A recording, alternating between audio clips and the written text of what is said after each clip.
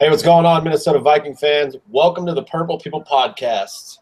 I am Kyle Smith, joined as always by Adam Carlson. I think it's 3 weeks in a row now. Hey. Yes. I'm You catching got a up. streak going, Adam. I know, right? Yeah, undefeated. And also, Mr. Kyle West. How you doing, man? I'm here for some reason.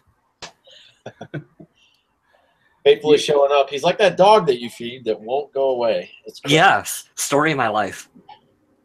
He's the hot dog in our hot dog sandwich.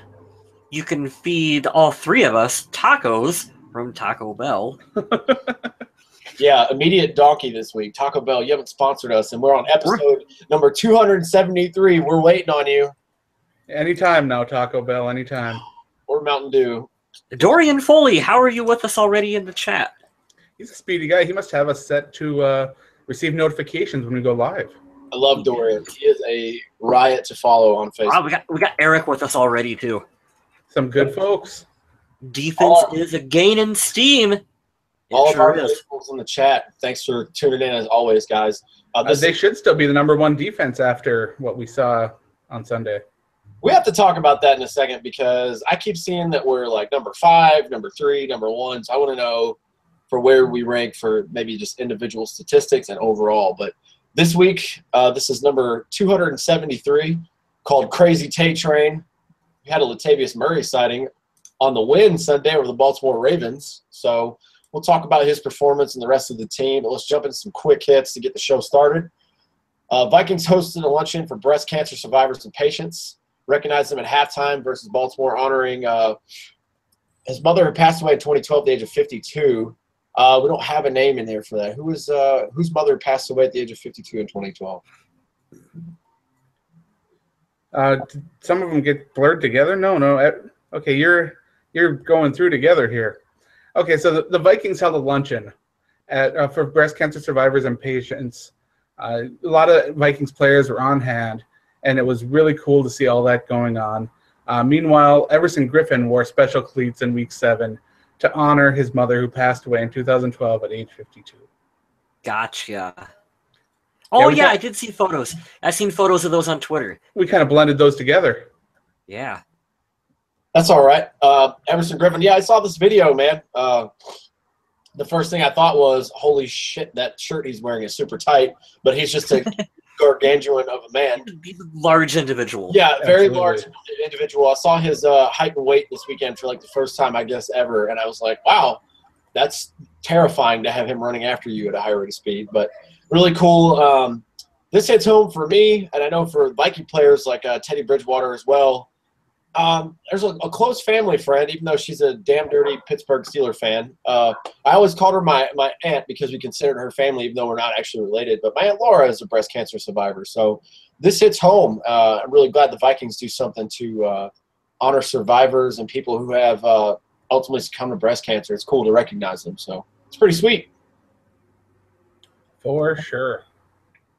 But speaking of Everson Griffin, as we were just talking about, he joins Elite Company, and I can actually change this to Brian Robinson as well because I saw it on Instagram. Everson Griffin and Brian Robinson are now top 10 all-time in Viking sacks. I believe it was 57 that they both have now. Pretty Very cool picture cool. if you see it on Instagram as well. You have the multiple thing now where you can swipe left to see multiple pictures. Brian Robinson's in one, and then Everson's flexing in the other one. They both have 57. Which is awesome. Everson's on a good pace to have damn near 20 sacks this season, I think.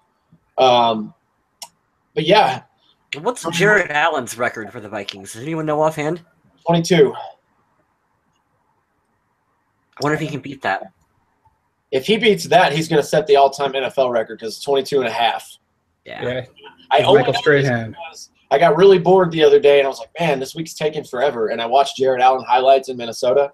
And they actually showed that year, the 22-sack year. And Chicago was not one-on-one, not double. They were triple covering him, making sure that he wasn't going to get the record that day. Who would you guys rather have in their prime, Jared Allen or Everson Griffin right now? Who do you think's the better? Ooh, I don't know, man. I really like Jared Allen. Everson's a good argument. So do I, but Everson is so fast. He can chase down so many quarterbacks or anyone on the team. Are we considering now Everson Griffin's prime? Because it might still be to come. Well, that's why I said now, question mark. I think he's in his prime. I think you would consider this the prime of his career right now. And I would say that. Yeah, when did he come in? 2010 or 2011? Yeah, this would be his prime, definitely. Yeah, yep. They're both damn good players, and we're lucky to have both of them on this team. Speaking of, let's just throw this in now because this was the funniest thing I heard all weekend. Mike Zimmer, you guys know I said he's a poor man's Bill Belichick when it comes to interviews and press conferences and all that. So he's talking about Everson because Everson had a great day yesterday. And he was asked, how do you feel about Everson, how he's doing this year? And he said, he brings a lot to the table. He's quick. He's got good get off. He's also good for an offsides penalty every game. We got to clean that up. Which is just awesome that Mike can throw little jabs in there because that bothers the hell out of Mike Zimmer. But I thought it was really funny because he has no problem recognizing guys who do well.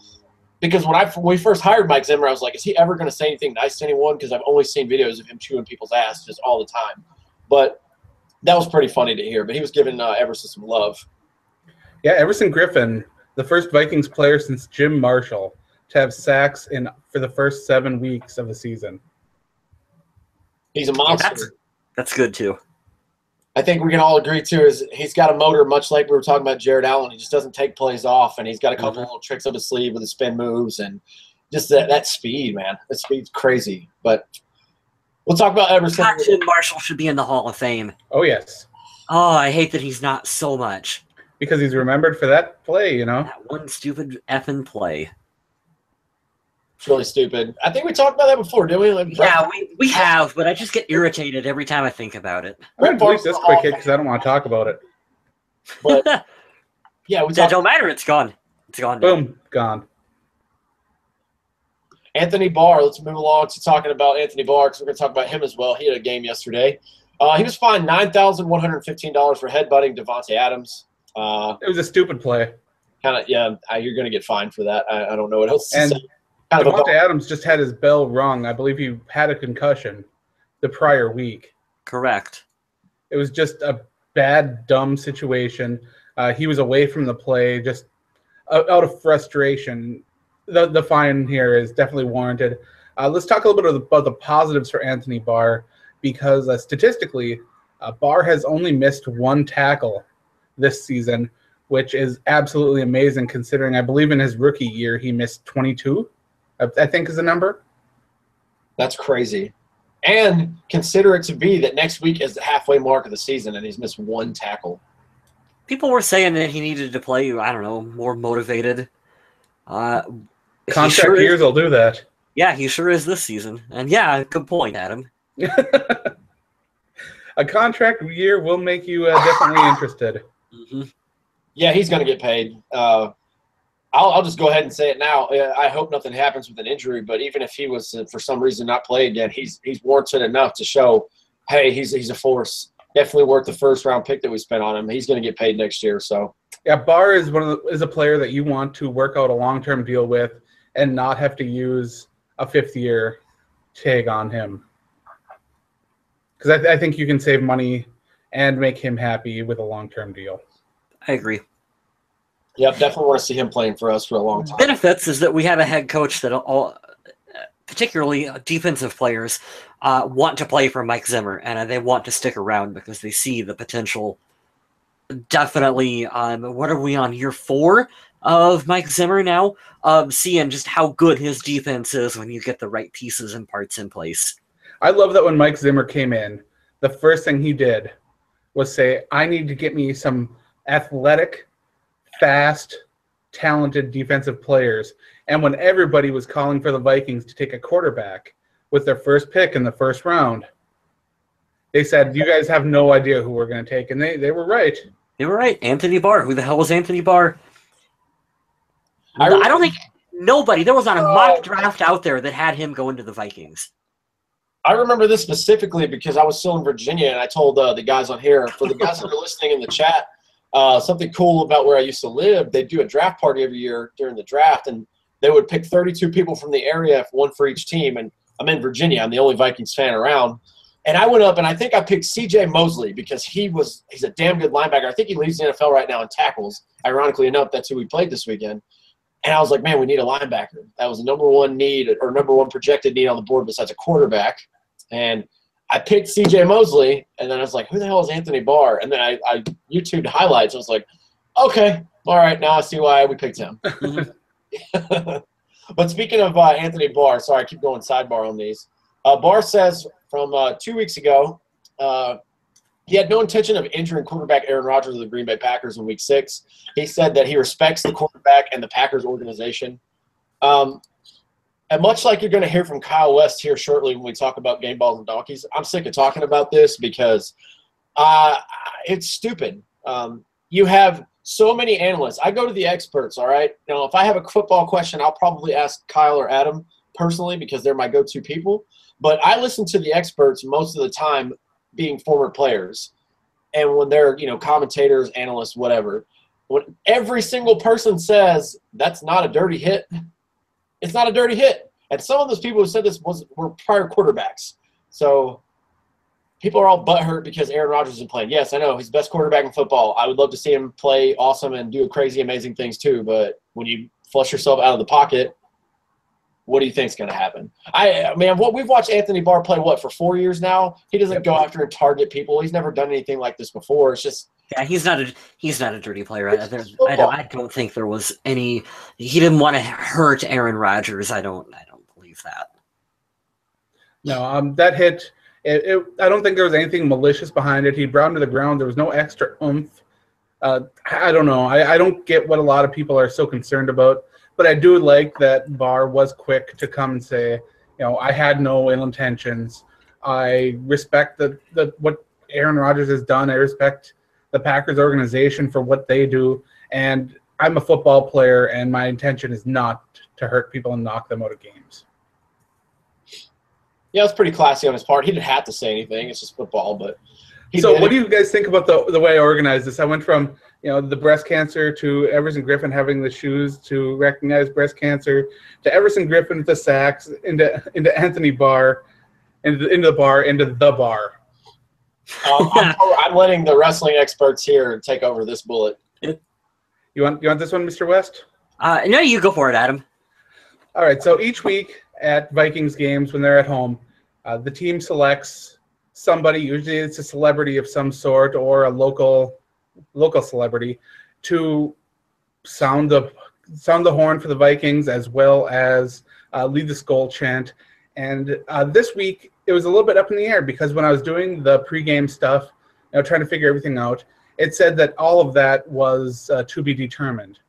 Well, it was definitely determined because in town for the week were the WWE superstars who were here for tables, ladders, and chairs, a pay-per-view at the Target Center, and the bar, Sheamus and Cesaro, as well as Minnesota native Curtis Axel were there to take on the Skol chant and sound the horn before Week 7.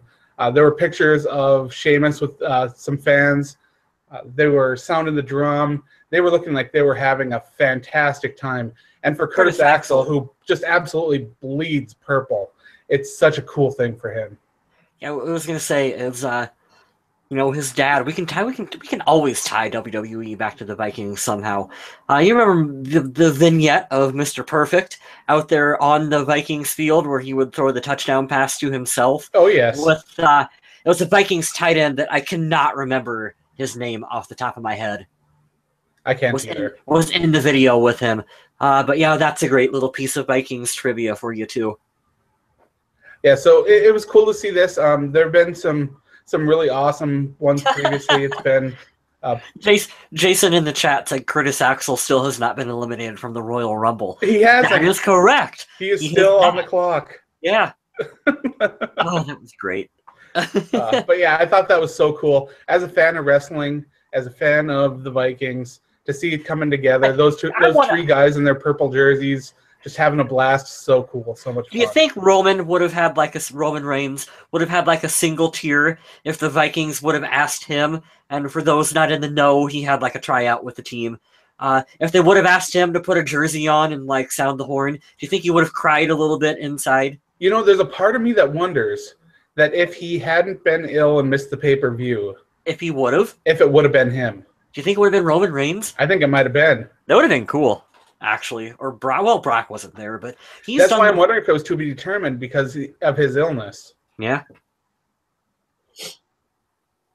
And I think it's a little weird they had to bring in the bar with Curtis Axel.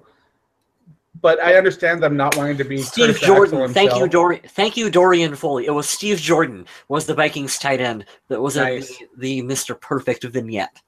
I like that. That's why we have a chat. They can fact check for us. Yeah, we got fact checkers here. Hey, we should talk about the Vikings versus the Ravens. Yeah, we should.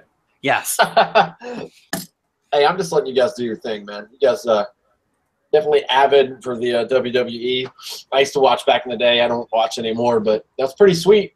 And the Vikings are really good about that, like you guys said, bringing in someone every home game that has a connection or a tie. So they make it fun for the fans. That's what I like about it. Yeah, absolutely. Sure. Yeah. That's probably the best thing you can say about US Bank Stadium so far is it's very, very fan-centric. Very fan-friendly. Yeah, you can get autographs. There's so many celebrities there. They do cool little halftime shows and everything. When you go to a game, you're getting so much more than just a football game. Get pizza delivered to your seat.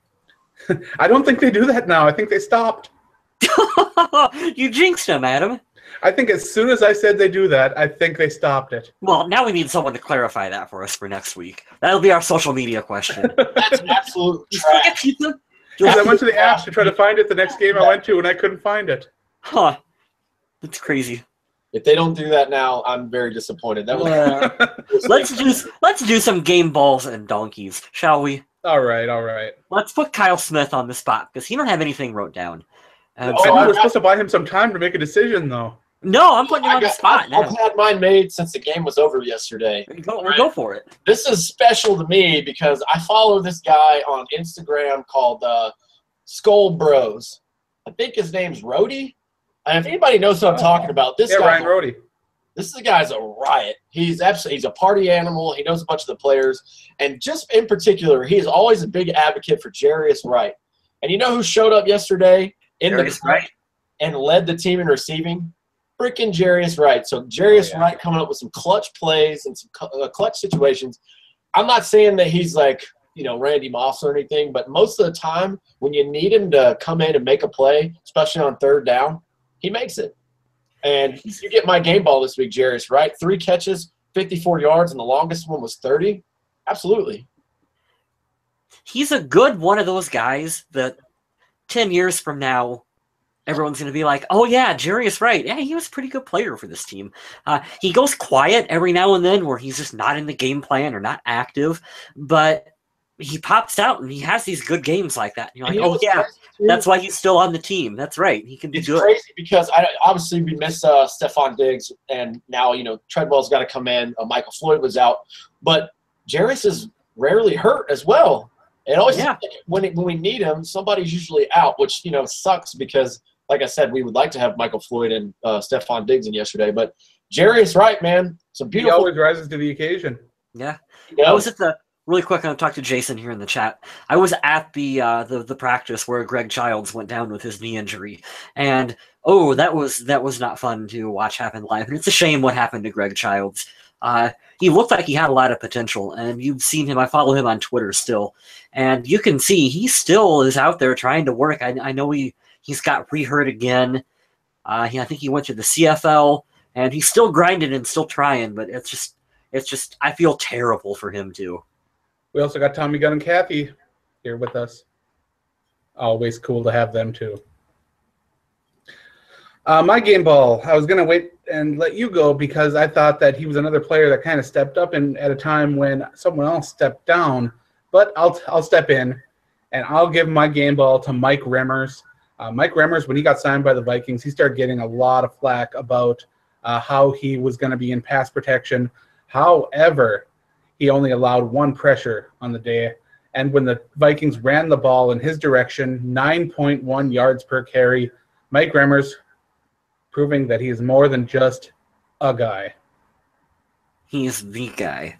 You know what I love? You know what I love about it's his yard. It's Mike Remmers' yard. I was worried when we picked up Mike Remmers. Not so much because I think correct me if I'm wrong here, and if I'm wrong, please everybody blast me and tell me I'm terrible in the chat. But between the two linemen that we picked up, wasn't Riley Reef higher graded than Mike Remmers, correct? Yes. Mm-hmm. Yeah, I was worried about it, and Riley Reef is our left tackle. Correct. So Mike Remmers is going to be over here. I'm not too worried about the blind side anymore because it's always about protecting Sam because he's made of glass. But, man, these guys have actually lived up to the hype compared to the big signings that we made a year ago before. We're like, man, we're about to have the best line in football. Look at all these big names. And a lot of the things you hear in the offseason are, well, they signed some more guys, and these guys aren't that great. So, good job, Vikings. Your offensive line's not going to improve. They have shined this year. They threw a lot of money at Remmers. I'm not going to argue there at all one bit. Remmers got paid to come. But with the offensive line market, especially the offensive tackle market, the way it was, players got a lot more money than they should have. Best compliment you can give him is we haven't really had to talk about him. No, I don't. He's gotten a donkey once, I think. Yeah, maybe. I don't remember. But even that's not so bad. I mean, everybody has bad games. Yeah. Well, I'm going to give my game ball to Latavius Murray. Hell yeah. Yeah, he's a player that I know a lot of Vikings fans were excited about in the offseason. We knew he had the injury. We've been waiting and waiting and waiting for him to have a breakout game. And he finally had 113 yards, 1 touchdown, with a 6.3-yard average on the ground. Good confidence builder. I want to like Latavius Murray so much. I want to see this fit and have it happen. And it's just not been there, but he finally had that game. So I'm hoping that this can get him some confidence because we need, I think for this team to be a success, having 2 running backs that can rotate in and out would be a benefit. It can't just be Jet McKinnon all the time for this team. We have to have production from Latavius Murray. So it's good to finally see him get going, and I hope he can build on it. You guys realize that the player who outscored the Ravens single-handedly didn't get a game ball, right? Yes. Okay, just checking. Yes. And that was the ball for me because I just gave him a game ball, 2 weeks ago? I'm trying to go off the beaten path here, but we're going to talk about Kai Forbath because, man, he came up clutch yesterday. Yeah. Let's swap over and let's talk about some donkeys. And I hate giving my donkey to this guy because I am a fan. I enjoy every time he's on the field. Makes amazing plays. Usually a solid contributor. And I don't think this has an individual stamp on him as far as this performance. But I think it was inconsistent performance from him and his quarterback. Adam Thielen, 5 catches on 12 targets for 41 yards.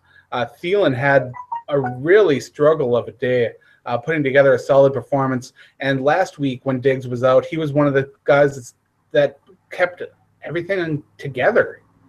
And this week, I think that his inability to connect with Case Keenum was a major problem in why the Vikings weren't able to move the ball as well as they have in the past. That and also the Ravens' defense isn't horrible. They aren't bad. So I'm trying to justify giving my donkey award to Adam Thielen. And although I do love his play, this wasn't a good week for him. No, it wasn't. He did struggle, and I want to see him come up. I was hoping to see him come up more with Stephon Diggs out, especially in the end zone. I would like to see him get more involved in that as well, too. I don't know. Has he scored a touchdown this season? I don't think he's got in the end zone. Oh, yeah. Doesn't he have a couple? I don't know. I think he got a touchdown from Case Keenum against Tampa Bay, I'm pretty sure. Well, he needs to get in there more, is my point. We should not have to be sitting here and, thinking, has he got in the touch? Has he? Well, no, it should be yeah, he's had, a bunch.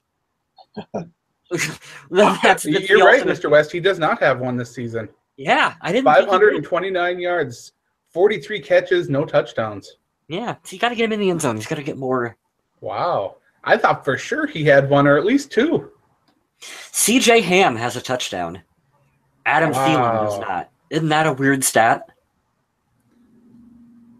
I'm going to tie this together a little bit because I agree with Adam wholeheartedly. Mr. Thielen did not have a game that we were expecting yesterday, but I'm giving because I was looking up and down trying to find some defensive players that had a bad game. Or Good luck on that. I wanted to give it to Case Keenum because he threw a pick on the first pass of the game, but he was just going for it all, and I wasn't too mad about that because we ended up winning, and he actually didn't have too terrible of a completion percentage. He made some good decisions. I'm going with the refs in this game because there was a lot of grabbing going on between Thielen and the defender, and I think that they gypped him out of some calls, man. I'm just going to throw it out there. They call a game tight, you guys complain. They let them play, you guys complain. You're never happy.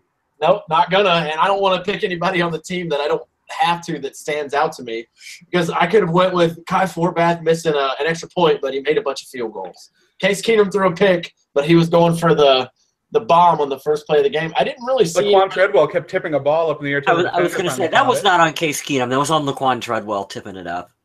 I'm going to fight. It wasn't a well-thrown ball either, but there was plenty of blame on both of them. Death because for some reason, Laquan Treadwell's came to play the last 2 weeks, so I'm going to defend the hell out of him. But, yeah, I didn't like some of the calls in this game and some of the missed calls in this game. And, oh, God, we're going to talk about it later about Andrew Sandejo, but we'll update you guys on that. But, yeah, I couldn't really pick anybody from the team who had such an awful game because I don't think anybody had a totally awful one. So the referees, suck it. I don't like you. I'm going with Tremaine Brock, and you guys are sitting at home are probably like, well, why? He didn't even play.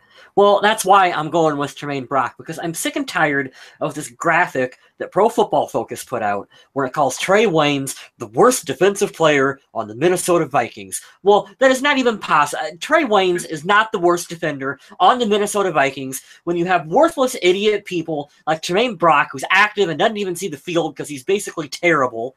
He doesn't do a thing for this team. So, no, Trey Waynes is not the worst defender on this team. It's just that he's starting and he's getting the bulk of the reps. And no one's going to throw to Xavier Rhodes. So they're going to throw to Trey Waynes instead. And I'm just tired of Vikings fans, or not even Vikings fans, but just critics being like, oh, he's terrible. He's terrible. I completely understand why coaches get frustrated with Pro Football Focus. It's a tool. It's a tool, and you can get some valid information from it, but it does not tell the whole story of this team. So it's just frustrating to me. Being the worst player on the Vikings defense is like being the worst member of the Beatles.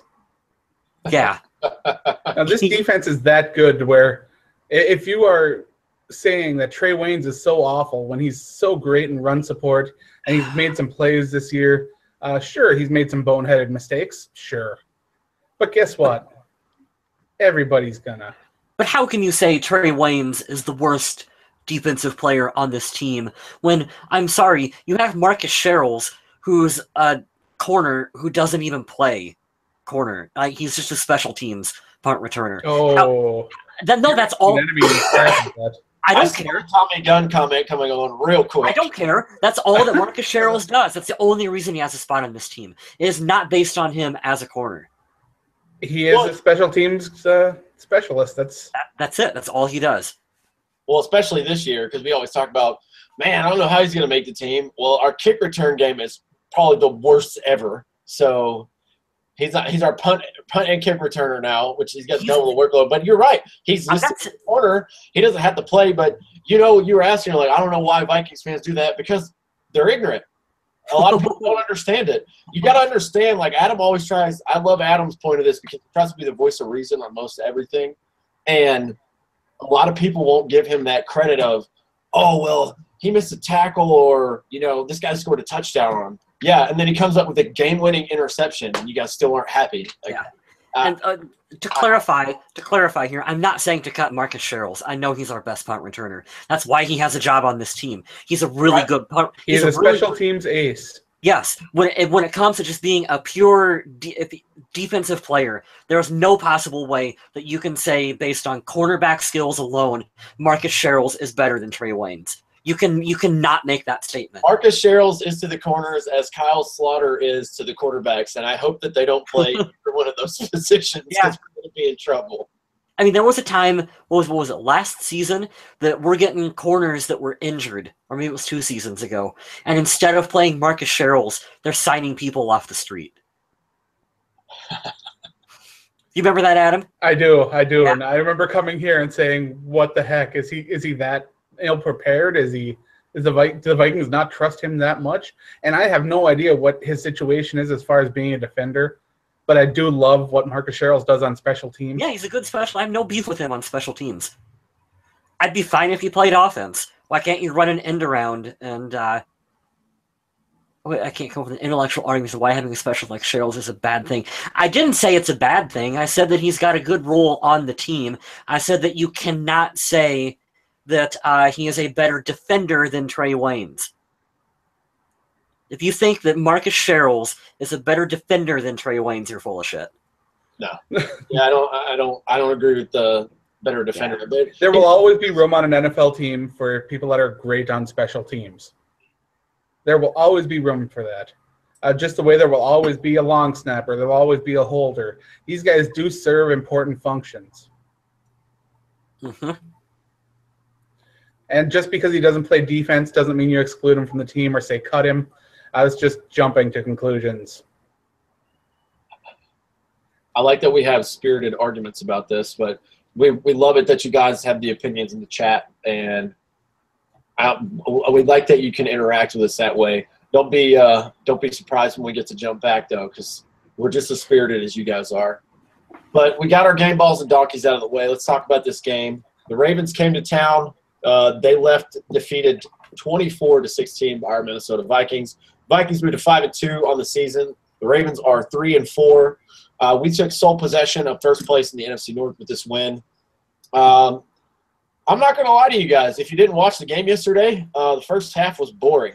It was a field goal fest, and I woke up early the night before. I went to bed probably like 3 or 4 a.m. Just thanks to a crazy work schedule that I had. But I was like, you know what? I'm setting my alarm for 9:55. I'm gonna have enough time to change my fantasy, take a shower. I'm gonna watch this game from the start. Thanks to Adam, I got to watch this game clear without interruption, which is cool with that hookup. But yeah, it was a boring game to start out yesterday. Just going down the list here, I'll start with the quarterback since only Case Keenum had to play, which is always a good thing. He was 20 of 31, only 188 yards, average 6.1, no touchdowns, 1 interception, and a rating of 67.7. Not his best game as a Viking, but I'll tell you what, he's efficient. And I see a lot of stuff rumbling around on the internet talking about when's Teddy coming back, when's Teddy coming back. As far as I'm concerned, this is Case Keenum's team until Teddy comes in and just absolutely looks like Joe Montana. See what I did there? Until Teddy Bridgewater gets activated and gets some practice time. Until he's activated, there's no point in even talking about it. Yeah, no doubt. That's been the biggest talk especially on Instagram, man. And I don't know if I just have this. I don't know if a lot of these pages just keep reciprocating. It looks like I'm not trying to be rude here, but it looks like a lot of little kids are running these pages. Just from the way these are spelled. Like yesterday, there's a picture of Teddy. It says, could be aiming a Week 10 return versus the Raiders. And I was like, we don't play the Raiders this season. What are you talking about? But yeah. They're projecting into the future, Week 10 of next season. Jesus. Now, what happens if something does happen and the Vikings get swapped out to play the Raiders? You're going to be looking like a fool. Uh-oh. You know what? That's fine, because I don't like that we have to go play Washington every freaking year, just like we're going to Carolina 2 years in a row. Make them come to us. I'm tired of these away games where we go to the same place. Let those guys come to Minnesota. I thought you liked when the Vikings go to Carolina. No, because I can't go this year because work. Last year was amazing. I'll talk about that game until I'm dead. That was an awesome experience getting to watch Cam Newton get sacked all the time. But back to Case Keenum. He's efficient. I don't know what you guys want. Just call it what it is. He's not spectacular, but he's not terrible. It wasn't that good of a game from Case Keenum. He opened the game really sloppy. He had a lot of bad throws at the beginning. It just really came out, and the offense was so flat, and passes that he would normally make with crisp and accurate throws were not hitting the mark. But I give credit to this because even though Baltimore is pretty atrocious and injury-riddled on offense, their defense is still kind of the signature that they always have. Their front is pretty aggressive, and I think they were giving them a little bit of trouble. And, Case Keenum he did all right. He wasn't terrible, but definitely wasn't the Tampa Bay game that we wish that he would have every week. But that's the stats. Well, that's why Case has also been viewed as a backup is that he has good games and then he has down games, and sometimes his down games are more than what he has like positive ones, and that's just kind of what you get from him. The way I look at it too is I explained this to one of my friends because said, hey, what are your thoughts, man? Teddy might be coming back. I said, I'm going to ride this Case Keenum train because with a backup quarterback, we're sitting at 5-2 and we're on top of the division. So I'm okay with that. For sure. But moving right along to rushing, we talked about Latavius Murray, the Tay train. You got to see his celebration too. He does a little horn for the train and puts a T on top. I thought that was pretty awesome. I know, like when Diggs scores a touchdown, he digs it. But we need to pause. Aren't we all just super glad that players can celebrate a little bit more? I'm happy to see that they're opening that up a bit. It's nice to see it. I get it. I get the whole act like you've been there thing. You don't have to make a big deal out of it. You've been in the end zone before, act like you've been there. But it's fun to see guys have a little bit of fun on the field. Like I'm okay with that. Brett Favre was 40 years old, throwing 500 touchdowns, and every time he threw it, he threw his number 1 up in the air and was running like a 12-year-old. It was like it was the first time he'd ever thrown a touchdown. Like you like seeing that. I love seeing these guys have fun, especially when they're like, all right, look, these are the guidelines. Don't be rude. Don't do anything profane or gross. Just come up with something. They come up with the stupidest things, and it's so much fun to watch. But for the rushing of the day, a total of 169 rushing yards. Latavius Murray had 113 of those with 18 carries. He averaged 6.3 with 1 touchdown. His longest run was 35. He had 2 really long runs yesterday, and I thought it was really funny because when he started the game, I'm going to tell you guys straight up, I was like, man, he sucks. Like, I was just so irritated. Every time he tries to cut, I think he's just too stiff. I don't know if his ankle's still bothering him or whatever, but they said that he was healthy. They said that he was healthy, and I'm wondering if he's like just now really getting back into game shape. He's always been more of a north-south runner, though. If you want Latavius Murray to try juking and making people miss, that's not his game. And we saw that yesterday on the touchdown run because he actually stumbled into the end zone. Hey, man, a touchdown's a touchdown, so I'm happy for him. Jerick McKinnon got 14 carries for 47 yards, averaged 3.4, and Case Keenum ran once for 9 yards. But, yeah, the rushing game yesterday, I mean, it's yet again efficient. And look at, 2 weeks ago when Jerick McKinnon had a game of his life or whatever, or I can't remember, but he had a good game either a week ago or 2 weeks ago. And then Latavius Murray takes this now, and they asked Mike Zimmer about it. They say, hey, do you have a game plan of how this happens? He goes, it's game to game, and it's the momentum. He's like, sometimes we're just feeling it with one guy, and he's going to get it, and the next week it could be another guy. He's like, I'm just happy to have more than one option. So not too bad by our running backs yesterday. Now, Minnesota did run the ball 32 times with their running backs and pass the ball 31 times with Case Keenum, and that's the kind of balance you kind of want from this offense. Absolutely. You don't want to ask Case Keenum to do too much, especially when he's having an off day. And when Jerick McKinnon isn't really getting as many yards as he used to, isn't contributing like he did last week, for Latavius Murray to step up was big. Very happy to see him because I'm not going to lie to you, he was probably my favorite acquisition coming into this season. With us getting rid of AP, we didn't know if Dalvin Cook was going to live up to the hype, which now we know he will, and he did. But, yeah, it was good to see him finally have that game, even though it came 7 weeks into the season. So true. A lot of people caught some balls yesterday from our wide receivers and tight ends. Jarius Wright led the way, 3 receptions, 4 targets, 54 yards, 18 average. Longest one was 30. So happy to see him come up in the clutch. Kyle Rudolph was targeted 7 times. He caught 5 balls for 43 yards. Adam Thielen was targeted 12 times, only caught 5 of those for 41. Another Laquan Treadwell sighting, targeted 4 times, caught 3, 28 yards. C.J. Ham 1 for 12, and Jerick McKinnon 3 for 10. Did you see C.J. Ham's face mask, his helmet, how it was all bent up? Yeah, I seen that on Instagram. That was crazy. Guys, go look on the Minnesota Vikings Facebook page or the Instagram account, like Adam was saying, because C.J. Ham is – God, man, he's a grinder if that's what happened. Made my head hurt looking at it. It's tough to notice C.J. Ham. It's tough to notice the fullback. But, boy, you look at that photo and you can see the kind of dirty work that they do out there. Much like the O-linemen, you don't hear much about fullbacks unless something bad happens. So that's pretty sweet. Here's an interesting thing, though, as we keep chugging along through these stats. I'm looking on ESPN, and it's Minnesota fumbles, and we see no Minnesota fumbles. Woo. That's incredible. Only one turnover yesterday. We already talked about that from Case Keenum, so pretty cool that nobody's dropping the ball and just giving it away, especially against a defense like Baltimore's. Nah, don't jinx us. Don't do it. Defensively, our game ball could have gone to almost anybody on the Viking squad. I so wanted to give my game ball to Anthony Barr, but I didn't. Barr had a great game. But let's talk about the tackle leader, Eric Kendricks. He had 13 total tackles, and 3 of them were for a loss. Anthony Barr, 11 total tackles. 2.5 of those were for a loss. 1 was a sack. He had a pass defended. Everson Griffin, 6 tackles, 2 sacks.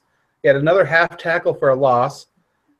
Just absolutely making life miserable for Joe Flacco. Going down the list, we can't name everyone because there's a lot of tackles going on yesterday, but shout out to Tom Johnson and Daniil Hunter as well yesterday for getting sacks too. We sacked the quarterback, it looks like 5 times yesterday. Is that what I'm reading? It's pretty crazy. Yeah, the quarterback got brought down a lot. Not something to play around with. 5 sacks yesterday, 2 passes defended, and there are 6 quarterback hits on Joe Flacco. And Flacco didn't see a lot of those coming. He dropped the football when getting sacked 3 times. Yeah, this is the bread and butter of the team, man. We have a lot of good players. Didn't really see anybody have too bad of a day yesterday. But you guys want to talk about Andrews and Dejo, or you want to finish the rest of these and then talk about it? I'm going to talk about team stats for a moment. Okay. All right, the Vikings outgained the Ravens 357 to 208 and led time of possession with 32:01 to 27:58. Of course, a lot of that was because the Vikings started playing more conservatively in the second half when they had a lead. That's when they started running the ball more to eat the clock and playing more defense, a little bit loose, which allowed Baltimore to get a little bit more time of possession, pad their stats a little bit, and get a touchdown at the end that really didn't do much for anybody aside from pad some stats for the Ravens. But in this game, the Vikings did end up having 17 first downs compared to Baltimore's 16. Third down efficiency was 6 of 16 for Baltimore, 7 of 15 for Minnesota. It's weird how equal a lot of these are because both the Ravens and the Vikings ran 64 plays. And it's odd to see these numbers being so similar, especially since the game itself seems like it was so out of reach for Baltimore. And it was just because their offense could not move the football and they could not get in the end zone. The real thing that put this game away was the touchdown run from Latavius Murray. Mm-hmm. And at that moment, you really felt like the game was over. Yeah. I feel for Baltimore because we're seeing it a lot too. Just more random NFL news from me because if you guys haven't noticed on the show yet, I'll give you as much as I can about the whole league. It's an injury-riddled year. Carson Palmer, so we can tie this in a weird way because former Vikings running back Adrian Peterson's played in Arizona now. Carson Palmer's out. I don't know if he's going to be done for the whole year. He broke his arm. I think so. And then you're looking at a team like Baltimore coming in yesterday, and they had a list of – it said banged up birds or whatever from Baltimore. I don't know what the hell the thing was, but like 5 players yesterday, and most of them were wideouts. And I'm like – yeah. And then Mike Wallace goes down. Could you imagine that if we had that? Our starting wide receivers were Rodney Adams and Stacy Coley and whatever else. Like, oh man, that would. Whoever else is on the team, yeah. Okay, I got a question for you guys. Do you think that the Ravens were intentionally running the football away from Linval Joseph? That's not a bad game plan. Because they tried it a couple times at the beginning, did not go well. They went back to it once or twice more in the game and just kind of said, screw it, it seemed. Yeah. I mean, yeah, Linval is a big old man who eats up a lot of real estate. So you try to avoid him if possible. Can we say that Linval Joseph is the best signing, or free agent acquisition in the last 3 years? Is that safe to say? Because I think I'll put that down. I'll agree. I love that guy, man. It's just hard to pick a favorite player on the defense that we have, but he is a damn good steal from the Giants. And it's weird the Vikings are doing so well on the defensive line with these excellent defensive ends that are pass rushers, Linval Joseph there, and then they're still running with Tom Johnson, Yeah, you mentioned this before. We mentioned it before because he wasn't starting a couple of years ago. Now he's making his way in and he's getting a lot more snaps. He could be a starter somewhere else. He's a bad player. He's a bad man. I mean, it's the defense. The front of the defense is so good. You forget that Sharif Floyd is not playing, and then the Vikings are starting a rookie at linebacker. Yeah. I mean, not only is Sharif Floyd not playing, we're not getting updates about it, and I don't even see anyone complaining. Like, I wonder what's going on with Sharif Floyd. Like, we're okay without him. We're fine with him taking all the time he needs. We're fine. We're fine. Yeah. That's crazy to me because he's so good. Sharif Floyd is so good when he's healthy. Yes. I haven't thought about Sharif Floyd since last year. Thanks, Kyle. Yeah. Yeah, I know, right? What's he doing? Who knows? He's like Bigfoot. Let's talk about special teams because they had a pretty good day yesterday. Marcus Sherrills took on the kick and punt returning duties, and just like we wanted most of the time, he took a knee. Woo! Only one kick return. It was 20 yards. Wasn't too much of a boneheaded run. Most of the time he took a knee as a kick returner. As a punt returner, he took 3 back, total of 83 yards. The longest was 46. Yeah, 46-yard was nice. Really exciting on the 146-yard because I thought he was taking another one to the house to add to his I think he leads the franchise, right, for punt returns for touchdowns? I think so, yeah. And punt return yardage, I believe, too, right? What's that? Punt return yardage, too, I believe. Oh, yeah, absolutely. So, yeah, 3 punts return, total of 83 yards. Like I said, longest was 46. Very exciting, doing his job, what his number one job is for the team. I'm not surprised. Mike Zimmer had talked about how they needed to get some improvement done out there on kick returns. So I'm not surprised to see them move away from Jerick McKinnon. Keep him healthy as a running back. Just take the knee and just get going. Yeah, it wasn't really working out. So this is one reason why when I watch Steelers games, I get so nervous. Having Antonio Brown return punts and stuff, it's like, no way. No freaking way I'd want that. Do you remember, Adam, when they did that with Randy Moss very, very briefly? They had him back there, and then it's like, well, this guy is way too effing good to be used on kick returns. And they would sometimes if it's like they would need a spark or like a big moment, you'd stick Moss back there. Remember, I think he returned one against the Cowboys.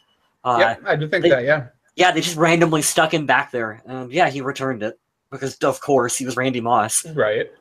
But yeah, I get what you're saying. It's like you don't want your stars back there doing that. I'm going to do this next 2 stats backwards because I want to end with Kai Forbath instead. But there's an awesome stat for Ryan Quigley because he only punted twice yesterday. Yeah. That's surprising in a low-scoring game. Well, when you got a kicker that can make 50-yard field goals like that, Ryan Quigley did only have to punt twice. One was 47, one was 45. Consistent as you can really ask for. Sure, you'd want a little bit extra on them because neither of them were inside the 20, but what can you do? Good day for Ryan Quigley, not having to do too much, which is always a good thing. But let's talk about Mr. Kai Forbath because he scored most of the points yesterday. 6 of 6 for field goals. I think he missed his extra point. He missed an extra point, yep. But I'll take that if he's making 50-plus yard field goals any day of the week. Plus, it wasn't a totally botched extra point. It did bounce off of the upright. So I'm not too worried about that one. I don't think Mike Zimmer is either because 6 freaking field goals, man. Yeah. 24 points scored, and 18 of those go to Kai Forbath. So, man, he had a day. For sure. Like I said in the chat here, Eric Grandal said Mike Zimmer challenged the Minnesota Vikings special teams to step up, and they did during this game. They absolutely did. You got to demand excellence. You have to. Mm-hmm. I like to tie this into with something that I talk about every week because I always like to tell you guys what I like. That's why I got a song down here. I'm starting something different because I like music. But I love the Dan Lebitard show, and I heard about they have a useless sound that they do every Monday from the weekend, and they love Mike Zimmer. They love him so much because he always says blunt, funny stuff. And yesterday they said, hey, you're 5-2. Does this feel like last year? Blah, blah, blah. He's like, I feel tired. That's what I feel. And I just laughed awesome. so loud. I was like, that's what you say? He's like, dude, one game at a time, please. We all saw what happened last year. Just take it one game at a time. And he did talk about what you guys were saying. He said, I asked the special teams to step up. And coming into that, hey, let's take it one game at a time. This week's game plan was, hey, special teams, I need you to stand out and make plays. Cool. Who knows what the game plan is going to be when they travel Wednesday night to London to face the Browns? Don't know, but I love that approach, and he has never once bitten off more than he can chew, never been cocky. He's very humble, and I love the way that he tries to find any way that he can to win, despite us losing Bradford and Dalvin Cook already. And, I mean, freaking the guard went down yesterday, right? And the offensive tackle, too. Riley Rafe left the game. Jeremiah Sarles left the game. We actually got a Danny Isadora signing during this contest. Isn't it nice that we have enough depth on the offensive line that they're coming in and, like, that wasn't our lead story for this game? Like, oh my God, we had injuries on the offensive. Oh my God.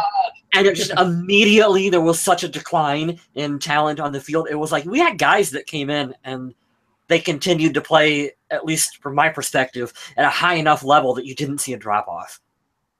Absolutely. Very solid.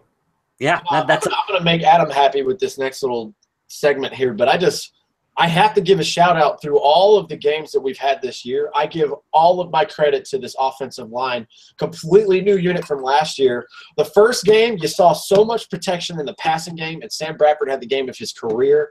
Fast forward 2 weeks from there, Case Keenum has the last game of his career. Yeah, Case Keenum has the game of his career against Tampa Bay 2 weeks later, and then this week, Latavius Murray couldn't get going to save his life the first 6 weeks of the season, and he has over 100 yards and a touchdown. So they can pass block and they can run block. And like Adam was just saying, one of our guards goes down, you throw a rookie in, and he does the job efficiently enough to where nothing changes really, and he gets the job done. So I have to give my hat off. If we decide to do something next week, this might be where I lean towards as far as midseason awards for the team, because this offensive line has well exceeded my expectations as a fan. We talked about Everson Griffin with a sack in every game. He hopes to continue that as they head into next week against the Browns in London. Another thing is Mike Zimmer spoke about the injuries to Riley Rafe and Nick Easton, and he says neither of them are really serious and that he doesn't expect there to be any time lost between the two of them. Awesome. We did not have a social media question of the week, I don't believe. I'm sorry. Once again, you guys can yell at me and tell me I'm terrible. Had a great one last week. I forgot to post one after, so I'll figure out one for this week. And I'm trying to tie something with Cleveland Browns and London in, so stand by for that one. Yeah, the game next week, I hope you like waking up early, because 8:30 a.m. Central Time. I hate the early games because I'm a night owl. I usually go to bed around 4:30 or 5 in the morning. So 8:30 a.m., I might stay up. I don't know. For my job out here, for the way the classes go and teaching these students to come through, the very end of the course, our last 3 days of actual work before they, get a certificate and they pass and then they go home the day after. The day starts at like 11 in the morning, so I'll usually get up about 9. That's 7:30 here in the Mountain Time Zone when this game starts. And then we usually don't get done until probably 10 p.m. at night. So can you imagine those West Coasters 6:30 in the morning? What's that? Yeah. Those West Coasters 6:30 in the morning. Absolutely, it's terrible. Terrible. You should not have to set an alarm. They're positive for this, or at least me over here in El Paso, is I'm not going to miss the game before work. I thought I was going to be in the field and have to take my phone out and sneak and check the score, but I can actually watch the game. And here's a little fun fact before I go off on a little rant here, because I'm very spirited about something that happened today. We won the last time we went to London. I can't believe we beat the Steelers of all teams. AP had a day. Matt Castle was the quarterback. That's how long ago it was. Ooh. But the last time we played the AFC North for the season, we lost to the Cleveland Browns. Josh Gordon had a freaking day, and it was crazy. So are all you guys, and this wasn't that far ago. I think this was 4 years ago, 2013 season, right before Mike Zimmer came in the next year. So I don't want all the fans to write this off and be like, oh, man, this is an automatic win. Cleveland will absolutely give you trouble if you allow them to. Ask the Tennessee Titans yesterday. They went to overtime with them. So it's going to be fun, though. The team's traveling to London. This, like we were talking about before the season started, this does not count against the Vikings as one of their home games. This is a Cleveland home game. So we still get all 8 of ours at home. And unfortunately, it's going to be early. But, man, the London fans, the crowd over there, they love the NFL. It's weird because since it's a Browns game, there's going to be a lot of Cleveland fans in the crowd. But I do think that the Vikings have a stronger fan base over in the UK than the Browns do, so I'm expecting a lot of purple. They did show out 4 years ago when they played the Steelers. There was a ton of Viking fans there, so I agree with you. We should see a lot of purple in the crowd. Of course, the Browns are experiencing a lot of turmoil at their quarterback position. It's in and out and in and out and in and out. You never know who it's going to be. Stop me if you've heard that one before. I mean, for a while there, even wondered if it was going to be, Brock Osweiler or Deshaun Kaiser or Sunday. Please, Cody Kessler or please play him Sunday. Cody Kessler? No, Brock Osweiler. Please. He's in Denver now. Oh, that's right. I totally forgot about that. Yeah, remember that's how we got Kyle Slaughter. Isn't he the smartest man in the NFL the last couple of years, getting all that money for being awful? So the Browns right now, who knows who's going to be their starter? I'm sure they'll declare something about somebody at some time. I don't know. Who else do they have? It's Cody Kessler and Deshaun Kaiser. Brady Kessler and Brady Quinn. Chris Hogan? Oh, God. I have no idea. I just know that from last year, the only Browns news that I know is last year when I got to El Paso, I got to watch their number 1 pick, Myles Garrett. I can tell you right now, he is a monster defensive end if he even plays. I'm not sure if he will, but he's a great player. They don't have a bad defense, man. They just cannot get the quarterback position squared away. Kevin Hogan. Sorry, not Chris Hogan. My bad. I like our fact checkers in the chat. This is great. Hulk Hogan. He's American made, and he's playing quarterback for the Cleveland Browns. Yeah, so I don't know if you guys want to do a recording a little bit later while some of the other games are going on, or... Chris Hogan is the New England receiver, Adam. He is, and he's on both my fantasy teams. That's why it's stuck in my head. There you go. As far as next week goes, for me, probably Tuesday will probably be the best time, so we'll be a little bit late, but... All right. We'll definitely get that to you guys, and that'll be over a week from now. So I'll definitely get you guys a social media. You mean you don't want to record at 8:30 in the morning? Gee, I can't possibly imagine why. So let's talk about the Survival League. It was another week where we saw three teams get eliminated. Jordan's Majestic pick set, Spanky's Spectacular pick set, and Squirrels all got eliminated. Squirrels. Do we have to keep going and talking about this freaking guy, this con artist that we have in this? 14 teams remain with 2 teams that have yet to receive a strike. The Aussie Viking and the Three Peters lead the way with no strikes. 4 teams are tied right now with 1 strike, and the rest of us, including me, are on the verge of elimination with 2 strikes. Thankfully, I was one of the many people this week that chose the Dallas Cowboys to win. Another popular pick this week was the Tennessee Titans, who barely squeaked one out. Otherwise, we had 1 for the Saints, 1 for the Vikings, and a lot of people, 3 teams that didn't make picks. I'm changing my tagline, and that's how I feel about this. So, Craig, if you can see me right now, I just want you to read this. You have to turn it off and turn it back on. Otherwise, it won't update. That's right. There it is. Pro tip. Craig, I hate you. It still says what it said before. Well, guess what? On my screen, I have it up and it says, Craig, I hate you. You are the luckiest. I just don't understand it. He picked the Titans this week, right? He did. Overtime against the Browns, and you barely squeaked one out. Craig, I'm on to you. I don't know how he does it. He's got to have some kind of inside information. Does he play the lottery? He should. If he doesn't, he should. Scratch tickets, some lotto. Pick your own numbers. You should pick your own numbers and play the lottery. That's what I think. But just a reminder, we do have pretty soon here. I believe it's week 13 or week 12, somewhere around there. You do have to start choosing 2 winners. So last year, how we got to the end where it looked like somebody could make it all the way through, it's going to be more of a challenge to do that. And if there is a tie, we're going to do the same thing we did last year. It's going to be total points scored in the Super Bowl. And that's the way we're going to roll it, I think. Good question in the chat. What happens in the league if the team you pick ties? I don't believe it counts as a loss. I think it'll count as a win. As a win? Yep. That makes sense. Ask Donovan McNabb that question. See what his answer is. What happens if there's a tie? He won't know. He won't know either. That's all I have for this week. I don't believe I have anything else. I do want to say that right now the Vikings are second in the NFL as far as stopping other teams on third down. They only allow a conversion on 27% of opponents' third downs, which is an awesome, awesome stat. And that is what I want to end with. I love it. And if you, like I told you guys before, I'm just a fan who grows and studies this stuff and watches every week and tries to learn something new. The reason that I've seen, and you guys correct me if I'm wrong, is they're so great at disguising blitzes, but you can almost bet, I would say up to at least 50% of the time, if you're on third down, they're blitzing the hell out of you. They're coming after you.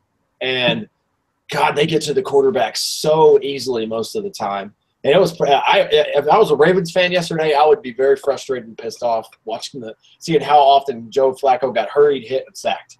It's amazing, though, how the Vikings can bring a pass rush and have talented enough cornerbacks and players in the secondary and linebackers to cover everything else that's going on. Because normally when you send that kind of pressure, you're leaving one-on-one situations, or you've got mismatches that are going to happen all over the field. And teams can't take advantage of that against this Vikings defense. They can't. Right. And NFL coaches are going to scheme that way. When it's third and long, then they know that everything's coming. They're going to do the best they can to get the ball out quick, get the ball out fast, recognize changes. And Mike Zimmer disguises that so well. And then he's got such fast, talented players. There's a reason why Mike Zimmer gets all the credit he does and why there are defenses called the Mike Zimmer defense. It's because he does so many things so well, disguises it. He knows his personnel. He knows their strengths and weaknesses, and he grinds them till they know what they're doing. Staple of the team, sir. Love it. We knew that coming in. He's done such a fantastic job. And they've slowly climbed up in the last 4 years. Middle of the pack, top 10, top 5, and now they're among the top 3 everywhere. At the worst, top 5. So he's done a hell of a job with the pieces that he has. Such a great coach. But let's talk about the defense, because I want to end this with a little rant, because I'm very irritated at the news that safety Andrew Sendejo has been suspended a game. He does have the chance to appeal for the hit yesterday on former Vikings wide receiver Mike Wallace, who's now in Baltimore in his second season with Baltimore. I believe it was Xavier Rhodes, or it might have been Harrison Smith. One of those two had Mike Rhodes has his hand in there on the ball. Yeah, Rhodes covers Wallace, and he's not to the ground yet, so Andrew Sendejo comes in to give him a thump. There was no targeting that I saw. I saw Mike Wallace falling to the ground, or at least trying to get away from Xavier Rhodes, which he was not doing a very good job of. And Andrew Sendejo comes in, leads with the shoulder, and next thing you know, Mike Wallace's helmet comes off. His head hits the ground, and he looked stunned. I think he was out of it for a couple seconds. Fast forward, 2 minutes later in the game, he's furious. He's walking around. He's looking for his helmet. The Ravens say, hey, you're done for the game. He's pissed off. You can see he's emotional. But Andrew Sendejo has been suspended by the NFL for 1 game for this hit. And I just don't know how you whiff on this so badly when you have guys like Vontaze Burfict over in Cincinnati who kicked people in the head yesterday. And someone brought that up in the chat just now, too. How the hell do you miss something that obvious with one person? Like, the inconsistency that the NFL has with suspensions and their reasoning for some things but completely bypassing obvious stuff, it's frustrating. And I'm not going to keep my rant super short. This whole thing that the NFL has got going on, there needs to be a totally revamped system. It needs to start from the top, and it needs to be changed because it's trash. You guys are garbage, and you whiff on some of the easiest things, and you miss on some of the most obvious things, and you're terrible at your job. I got to add a rant, too, because there was something that happened during that game that kind of made me a little disgusted and sad as well. When a guy gets hit, and you know that when you saw Mike Wallace's head bounce off the turf, and he goes over the sidelines, and he's just completely out of it, you see that he's not in his right mind. Don't show the camera on him walking around looking for his helmet because they took it from him. Yeah, it's like my grandma had Alzheimer's real bad, and Alzheimer's and dementia, when they can really mess with people's heads. And when you're in a concussed state, you are not who you are.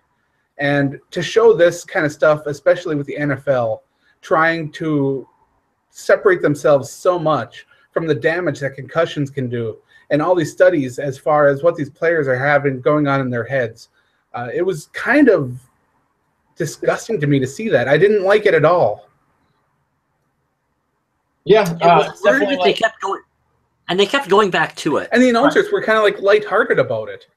Yeah, I could understand maybe them showing it like once, like, "Hey, Mike Wallace out here, don't know what's going on, probably not going to play again." They kept going back to it, and they kept making jokes about it. And yeah, I'm with you on that one, Adam.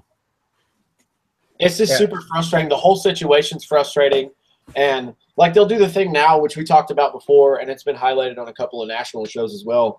They'll go to a commercial, and they'll bring up the commercial because the advertisers got to get their time, so the NFL gets paid and everybody gets their money and all that good stuff and exposure. But they'll keep the game on in real time in the frame, but it's going to be a little smaller, and then they'll come back to it.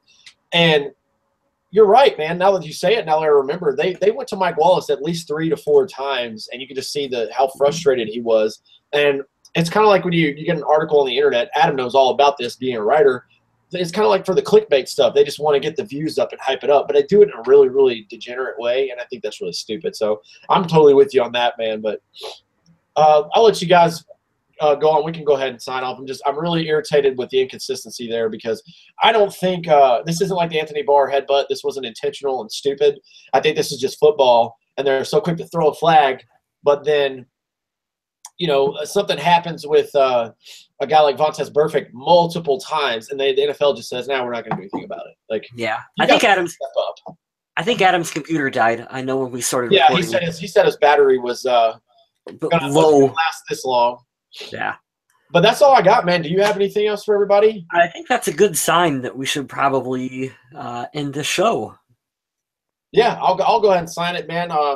We want to thank everybody in the chat. Thank you for joining us as always. Dorian, I know Eric was in there. Tommy Gunn. Thomas Buge. Yeah. See, there's all the guys that comment on Facebook, too. Thank you guys so much, man. We really appreciate it. We love that you interact with us.